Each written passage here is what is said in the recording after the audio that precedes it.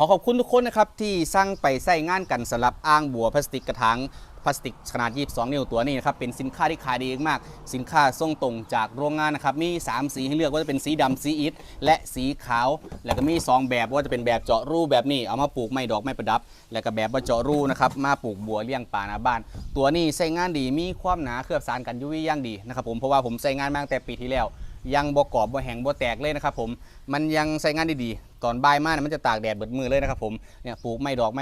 ม้ประดับก็งามนะครับปลูกบัวเลี้ยงป่าหน้าบ้านก็สวยเวลาเราเปลี่ยนท้ายน้ำมันก็ทำความสะอาดได้ง่ายนะครับผมโดยที่สีกระบอกลอกบ่อย่างเลยพี่น้องครับยังกลับมาใสเหมือนเดิมนะครับผมอ่างบัวก็ยังใช้งานได้ดีเหมือนเดิมนะครับตั้งแต่ปีที่แล้วก็ถือว่าโอเคนะครับผมสินค้าราคา100 กว่าบาทเองพี่น้องครับนะฮะตัวข้างนอกก็จะมีลาย